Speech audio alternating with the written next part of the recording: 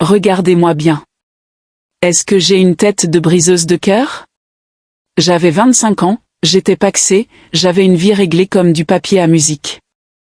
La fille sans histoire. Mais c'est justement là que le danger commence, quand on pense que rien ne peut nous arriver. Aujourd'hui, je vais vous raconter comment une simple reconversion professionnelle s'est transformée en un naufrage sentimental total. Vous allez comprendre comment on passe d'un projet de carrière à une ligne de métro qui mène tout droit vers l'infidélité. Et attention, ce n'est pas une histoire de drague facile en boîte de nuit.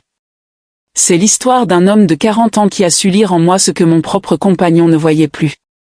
À la fin de cette vidéo, vous saurez si le coup de foudre justifie vraiment de tout brûler derrière soi, ou si c'est juste une excuse qu'on se donne pour fuir la routine. On était pacsés. Vous voyez le tableau? L'appartement, les factures, le confort, et l'ennui poli. On était tellement pris par nos carrières respectives qu'on était devenus des colocataires de luxe. Je pensais que c'était normal. Je pensais que l'amour, c'était juste ça, deux personnes qui travaillent trop et qui s'endorment devant Netflix. Mais le vide se creusait, sans que je m'en rende compte. C'est le moment où vous devenez vulnérable. C'est à ce moment-là que David est entré en scène. Un homme de 40 ans, dans ma formation. 15 ans de plus que moi. Pourquoi est-ce que ça m'a attiré? On va analyser ensemble pourquoi la différence d'âge joue un rôle crucial quand on se sent délaissé. Posez-vous la question, est-ce que vous seriez capable de résister à quelqu'un qui vous regarde comme si vous étiez la seule personne intéressante dans une salle bondée? David. Rien que son nom sonne comme un avertissement aujourd'hui. Il était là, dans ma formation, avec cette maturité qui manquait à ma relation. Entre nous, ça n'a pas été progressif. Ça a été électrique. Ce fameux coup de foudre dont on nous rabat les oreilles dans les films, je l'ai pris en pleine tête. C'était réciproque, et c'est ça qui est terrifiant. Quand deux personnes se reconnaissent dans le chaos, rien ne peut les arrêter. J'ai essayé de lutter, je vous assure. Je me disais que j'étais une femme bien, que je n'étais pas ce genre de fille. Mais la vérité, c'est que je n'étais qu'une simple humaine affamée d'attention. Est-ce qu'on peut vraiment lutter contre ces sentiments ou est-ce que notre cerveau nous manipule pour obtenir sa dose de dopamine? Laissez un like si vous avez déjà ressenti cette attirance incontrôlable qui vous fait oublier toute morale. Tout a commencé dans le métro. On prenait la même ligne. C'est bête, non? Des wagons bondés, des regards volés, et cette tension qui monte au fur et à mesure que les stations défilent. On a commencé à aller boire des verres après la formation. Juste entre collègues, bien sûr. La phrase la plus hypocrite du monde. On discutait de nos projets, de nos vies, mais au fond, on ne parlait que de nous. Plus on se voyait, plus le trajet de métro devenait le moment le plus important de ma journée. Mon appartement, mon copain, mon Pacs, tout ça n'existait plus dès que les portes de la rame s'ouvraient. C'est là que le basculement psychologique se fait, quand votre réalité devient un fardeau et que votre secret devient votre seul oxygène. Restez bien avec moi, car ce qui s'est passé lors de ce dernier verre va briser tout ce que je croyais solide. Et puis, de fil en aiguille, c'est arrivé. On ne se rend pas compte de la vitesse à laquelle on glisse. Un verre, une main qui effleure une épaule, un silence trop long dans les yeux de l'autre. On se dit qu'on va s'arrêter, qu'on gère la situation. Spoiler, on ne gère rien du tout. On s'abandonne. Ce n'était plus une question de choix, c'était une nécessité. À ce stade de l'histoire, j'avais déjà trahi mon copain 1000 fois dans ma tête avant même de le faire physiquement. On va voir ensemble pourquoi le passage à l'acte est presque un soulagement après des semaines de tension sexuelle. Mais la vraie question, c'est, comment on rentre chez soi le soir après ça? Comment on regarde l'homme avec qui on est pacsé en lui racontant sa journée de travail? C'est ce qu'on va voir dans la suite, et croyez-moi, ma méthode pour cacher tout ça était diabolique. Après cette première fois avec David, quelque chose s'est cassé en moi. Mais pas de la manière dont on l'imagine.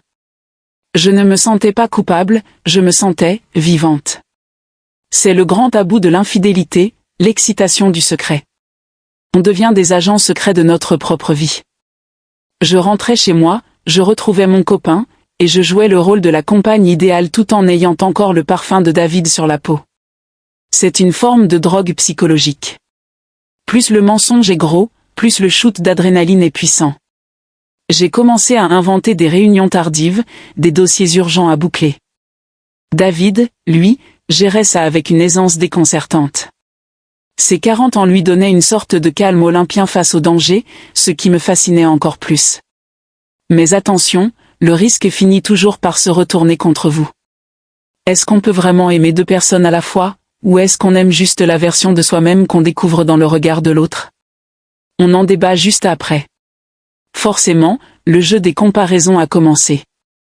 Mon copain, c'était la sécurité, le quotidien, les discussions sur le prix de l'électricité et les tâches ménagères. David, c'était l'évasion, l'aventure, la passion intellectuelle dans cette formation. Je me suis mise à détester la routine de mon couple. Chaque petit défaut de mon partenaire devenait une montagne. Sa façon de mâcher, ses blagues que je connaissais par cœur, tout m'irritait. Pourquoi? Parce que mon cerveau avait besoin de le transformer en méchant pour justifier ma trahison. C'est un mécanisme de défense classique, on diabolise celui qu'on trompe pour ne pas se voir comme le coupable. Mais au fond de moi, je savais que c'était injuste. Si vous commencez à trouver tous les défauts du monde à votre partenaire sans raison valable, posez-vous la question, est-ce lui le problème, ou est-ce votre envie d'ailleurs? C'est là que j'ai fait l'erreur qui a failli me trahir une première fois. Le premier dérapage arrive toujours là où on ne l'attend pas. Un soir, j'étais tellement perdu dans mes pensées pour David que j'ai appelé mon copain par son nom. Un lapsus. Le genre de moment où le temps s'arrête et où votre cœur rate un battement. Il a froncé les sourcils, m'a demandé, c'est qui David? J'ai dû improviser en une fraction de seconde, prétextant un prof de formation particulièrement agaçant. Il a gobé le mensonge, mais l'étincelle du doute était allumée. C'est la leçon numéro 1 du menteur. Le premier mensonge est facile, c'est de maintenir la cohérence des 1000 suivants qui est épuisant. Je suis devenu obsédé par mon téléphone. Je le prenais même sous la douche. Si vous voyez votre partenaire ne plus jamais lâcher son écran, même pour aller chercher le pain, vous avez votre réponse. Mais restez connectés, car David ne se contentait plus de simples rendez-vous après les cours. Il a commencé à vouloir plus. Plus de place, plus de temps, plus de moi. David n'était pas un amant passif. À 40 ans, il savait ce qu'il voulait.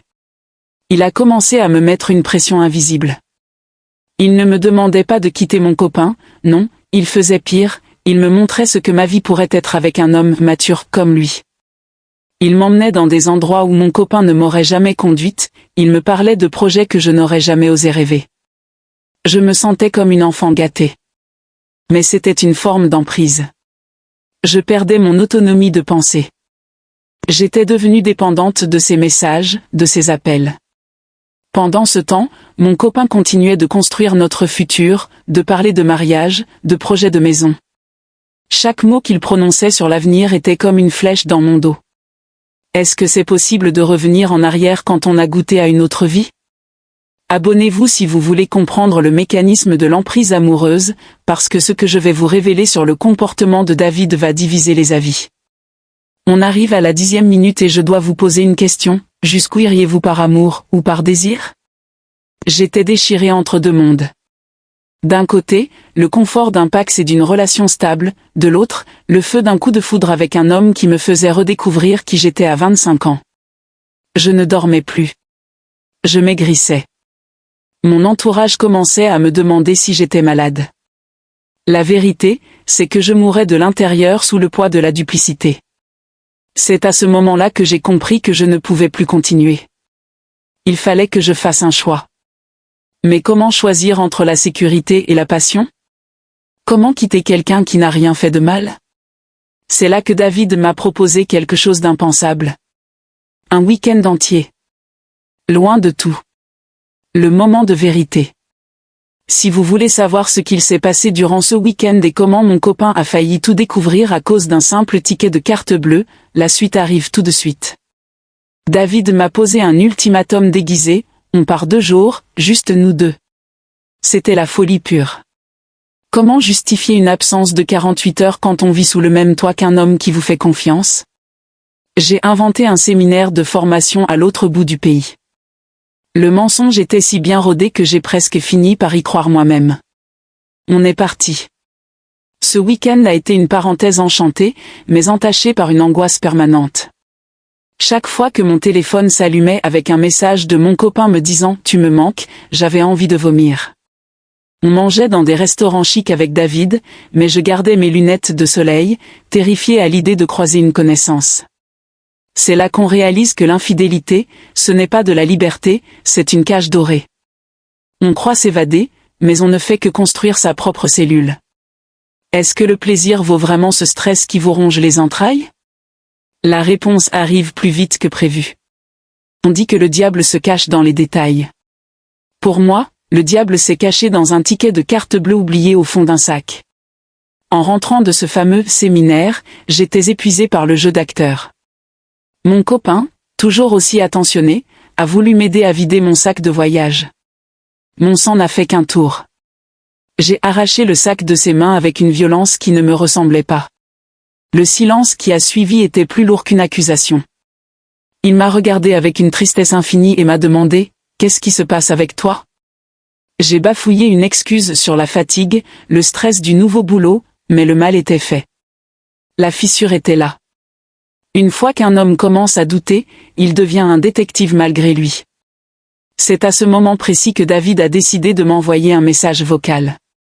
Un message que j'ai écouté, alors que mon téléphone était connecté au Bluetooth de la voiture. Le monde s'est arrêté. La voix de David a résonné dans tout l'habitacle.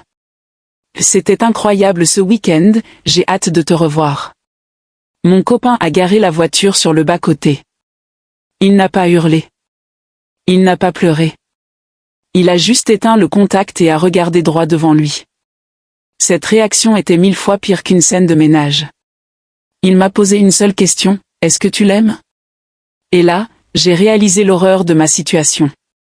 Face à l'homme avec qui je partageais ma vie, je n'avais aucune réponse. Je ne savais plus si j'aimais David pour lui, ou si j'aimais juste le fait qu'il m'ait permis de fuir mes responsabilités. Si vous vous retrouvez dans cette situation, sachez que le mensonge finit toujours par vous rattraper, souvent de la manière la plus humiliante possible. Dites-moi en commentaire, qu'auriez-vous fait à sa place? Auriez-vous démarré la voiture en me laissant sur le bord de la route? Le retour à la maison a été une marche funèbre. David continuait de m'appeler, mais il était soudain devenu un étranger, un problème à résoudre. Mon copain a exigé la vérité, toute la vérité. J'ai dû raconter le métro, les verres, l'homme de 40 ans, la formation, tout. En le disant à voix haute, mon histoire avec David me paraissait soudain tellement banale. Une crise de la vingtaine classique. J'avais brisé un homme bon pour un mirage. Mais le plus surprenant, c'est ce que David a fait quand je lui ai dit que tout était fini et que mon copain savait tout. Il a disparu. Instantanément. L'homme mature et protecteur s'est évaporé dès que les conséquences sont devenues réelles. C'est la dure leçon de l'infidélité, l'amant n'est souvent là que pour les bons moments. Quand l'incendie se déclare, vous êtes souvent la seule à rester dans les flammes. Aujourd'hui, quand je repense à David, je ne vois plus le coup de foudre. Je vois un symptôme. Le symptôme d'un couple qui ne se parlait plus. Mon copain et moi, on essaie de reconstruire, mais c'est un travail de chaque instant.